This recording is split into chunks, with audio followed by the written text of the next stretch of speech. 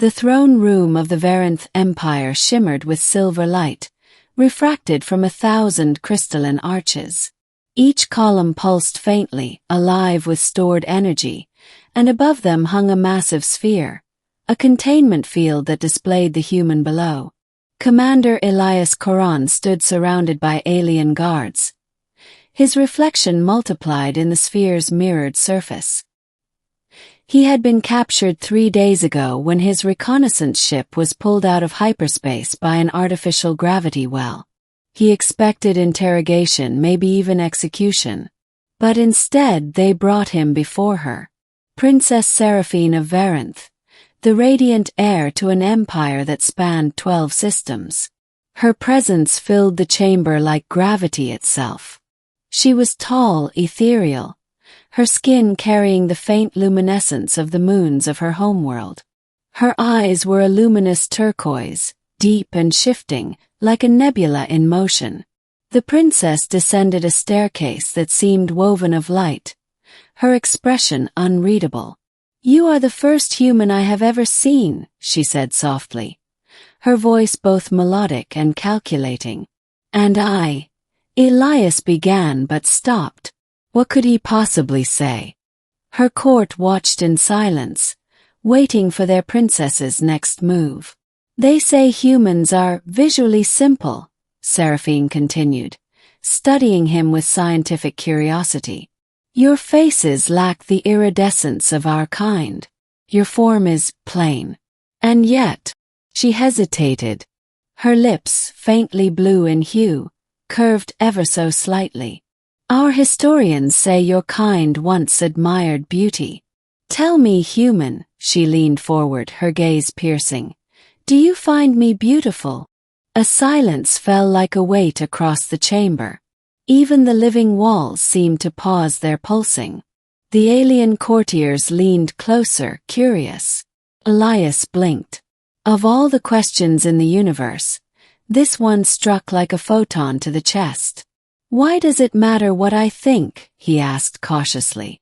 Her expression didn't change, but her tone sharpened. "Because no one in my empire dares tell me the truth anymore." Beginning, the question behind the question. Elias had been many things: soldier, explorer, scientist, but never someone who chose words carefully.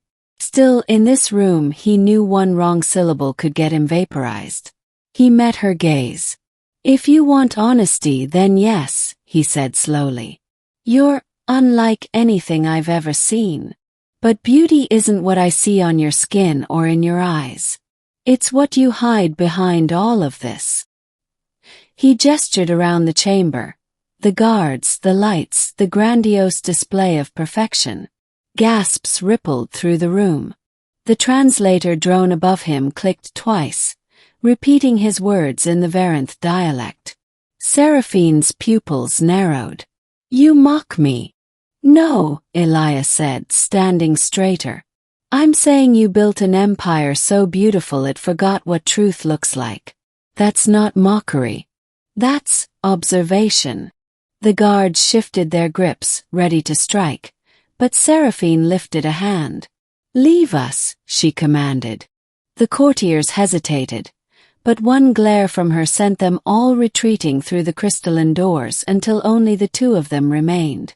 The chamber dimmed slightly, the luminous walls responding to her presence. Seraphine stepped closer. "You speak as though beauty has meaning beyond form." "It has to," Elias said. "If it doesn't, then it's just decoration." For a moment she was silent. Then, with a strange, fragile tone, she said, "My people don't see beauty anymore. Not truly. It's all engineered symmetry, genetic correction, perfection imposed at birth. There is no flaw, no surprise, no difference." "Sounds exhausting," he murmured. Her lips parted slightly, a sound almost like laughter escaping, soft, uncertain. "Perhaps. But you, human, you laugh differently. You breathe differently. You exist in imperfection and call it beautiful." "How?" "Middle, the memory of stars." Seraphine led him from the throne chamber to a glass corridor suspended above the endless lights of Varantha's capital city. The view was breathtaking, rivers of silver energy running through towers like veins of light. Yet the princess seemed lost in thought. "When I was young," she said, her voice quieter now, "I used to watch the stars and imagine other lives. Lives untouched by rule or duty. But when I became heir, my father erased those dreams. He said the galaxy doesn't need a dreamer. It needs a perfect leader." "And you obeyed," Elias said softly. "What choice did I have?" He smiled faintly. "Same choice everyone does, to stop obeying." She stopped walking. "You talk as if rebellion is freedom." "It is," he said. "At least, the kind that starts inside you." She turned to face him, eyes wide, studying him as though she had never truly seen a human before. "You speak of beauty as if it's rebellion too." "It is," he said simply. "Because beauty isn't about perfection. It's about honesty. And you..." He stopped. "Say it," she demanded. "You don't know what honesty looks like anymore." She stared at him, and for the first time she didn't look royal. She looked vulnerable. "And what does it look like, human?" "Like you," Elias said. "Right now." Her breath caught. The translator drone flickered, confused by the layered meaning, and Seraphine gave a sound between a sigh and a laugh, one that sent ripples through the glowing walls. "You are unlike anyone I've met," she whispered. "Even the way you speak feels like gravity, pulling truth where there should be none." They stood in silence, the city humming beneath them. The turning point, the unveiling. Later that night, Elias was escorted to a small observation dome. Through the transparent roof, the universe unfolded in uncountable light. He thought he was alone until he heard the faint sound of soft footsteps. Seraphine appeared again, but this time without her regal armor or crown. She wore a simple white garment that shimmered faintly, her natural glow dimmed. "You weren't supposed to see me like this," she said. "Then why are you here?" "Because," she hesitated, "I don't know who else would understand." She sat beside him. "Do you truly believe beauty can exist without symmetry? Without control?" "I think beauty dies when you try to control it," Elias said. She was quiet for a moment, then did something that startled him. She touched the side of his face.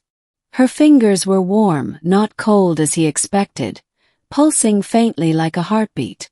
"Your kind are so fragile," she whispered. "And yet your hearts are chaos. You see wonder in broken things. You laugh when others would cry. That's how we survive," he said softly. "We make meaning out of messes." Her gaze deepened.